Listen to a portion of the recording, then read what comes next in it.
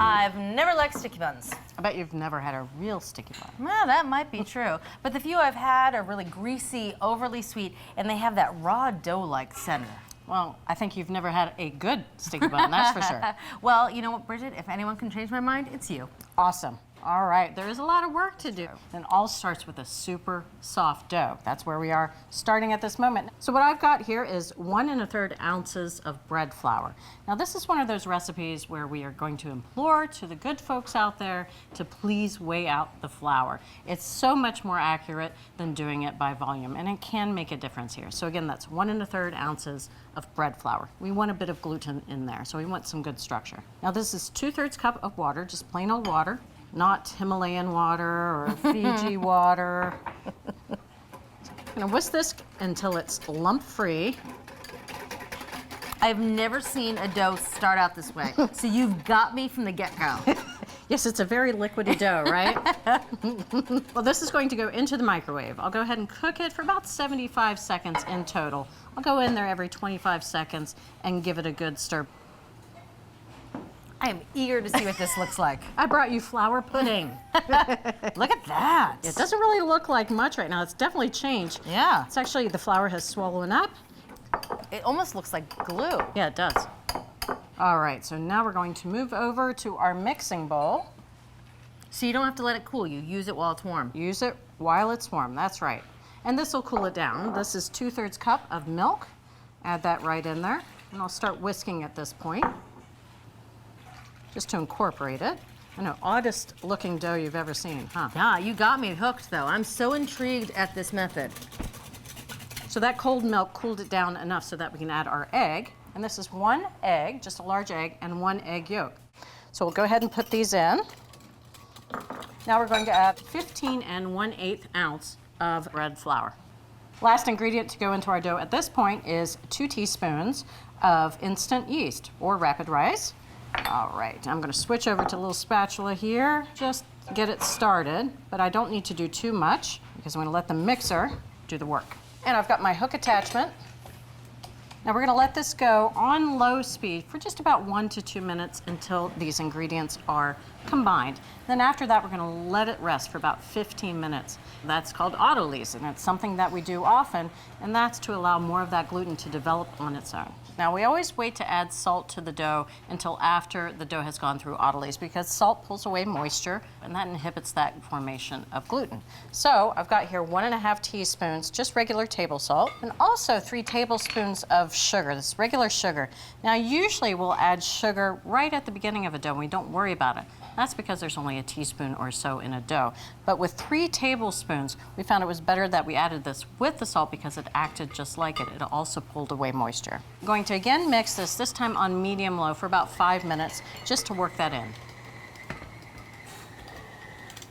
Next ingredient, 6 tablespoons unsalted butter. Now it's not a brioche dough. Again, it's not going to have 6 pounds of butter going into it, but still it's going to add some nice richness. And again, medium-low speed, another 5 minutes. All right, so we are all done with mixing at this point, but we do want to knead it just a little bit more. So I'll go ahead and flour the countertop.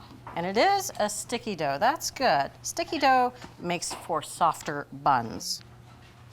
All right, flour in my hands. I'm just going to give this a few turns, really, to bring it together. That looks like a really nice soft dough to work with. It's beautiful. So we're gonna go ahead and put it into kind of a tight little ball here, just like that. Now I've got a bowl here that I've pre-sprayed, a little bit of vegetable oil spray. If you wouldn't mind spraying the top of that, that's just so it doesn't dry out. Great. And I'll go ahead and cover this with a piece of plastic wrap. Now we're gonna let this sit here until it doubles in size. That can take anywhere from 40 minutes up to an hour. Okay. All right, in the meantime, we've got a few other things to work on. First one is the sauce or the caramel that goes into the bottom of the pan and eventually becomes the top of the dish. Now, a lot of recipes call for cooking an actual caramel. So you have to stand over your stove, sugar, water, an instant read thermometer to make sure that it's just right. Ours is a no-cook caramel. You're gonna love it. I like this idea. Very easy. And this is 6 tablespoons of unsalted melted butter. I'll go ahead and whisk in 1/2 cup of brown sugar, and that's going to give much more of a deeper flavor than just using all granulated sugar. Now we are using a little bit here. This is a 1/4 cup of granulated sugar and a 1/4 cup of dark corn syrup. Corn syrup is actually less sweet than plain old granulated sugar, so we're gonna get a much deeper flavor. All right, and just a little bit of salt. We have a 1/4 teaspoon of salt, and I'll whisk this together until all those brown sugar lumps are gone. All right, we've got 2 tablespoons of water, and that's just going to loosen this up, add a little bit of moisture, and ensure that the caramel stays nice and supple. That's our caramel sauce. Very, very easy. I really like how simple that was. Yes. No stovetop. And from now on, we should refer to it as goo.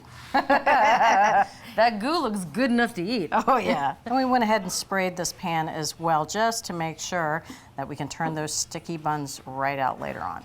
All right, next up is pecans. This is 1 cup of pecans, and we've toasted and chopped them. We'll sprinkle them all over the bottom of the pan, which will become the top of the buns later on. And as with most baked goods, you want to make sure you toast your nuts before you add them to a dough because that helps bring out their flavor. All right, one last thing, and that is the filling.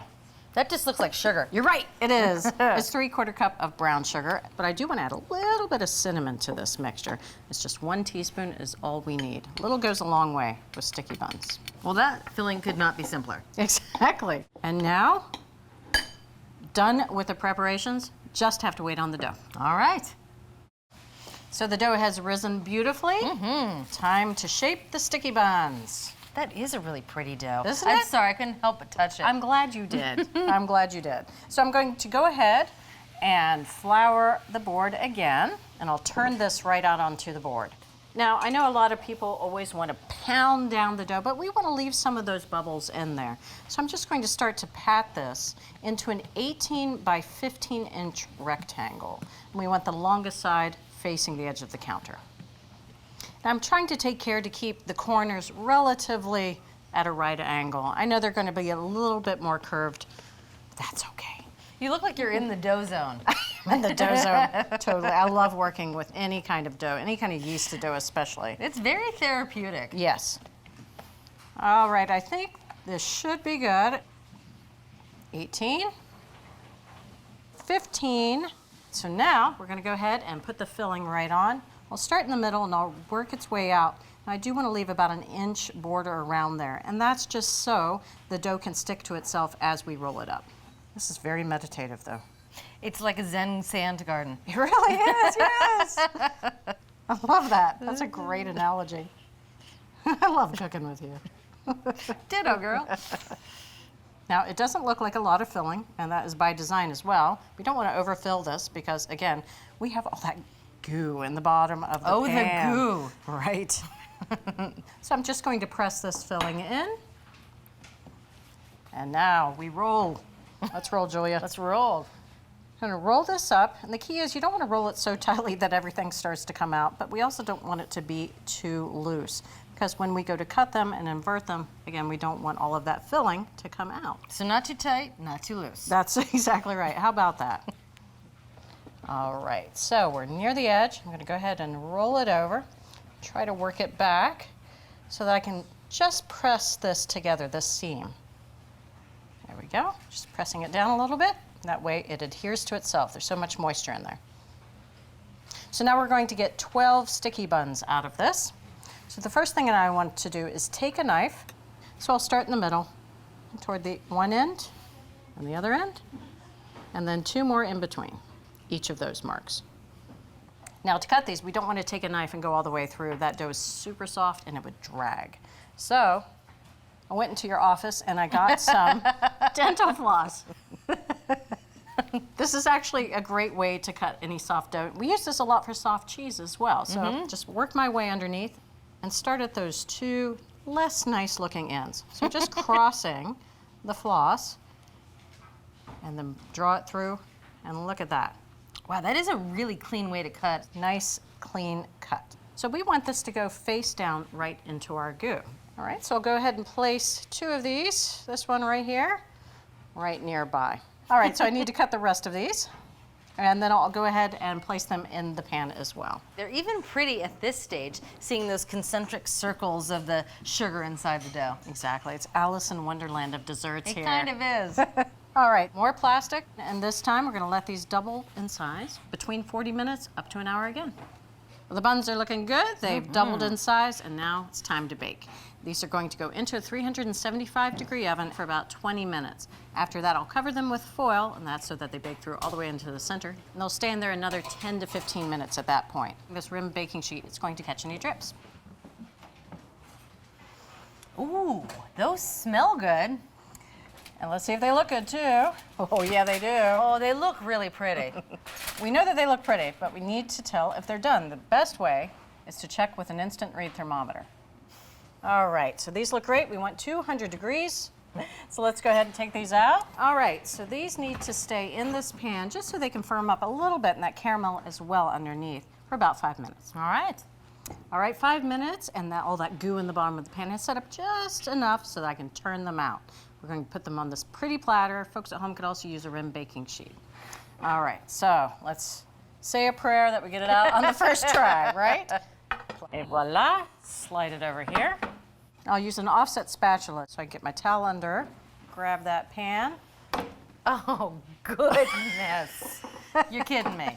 I mean, I know I said I wasn't a sticky bun fan, but even I can admit those are gorgeous. And we thought the other side was pretty.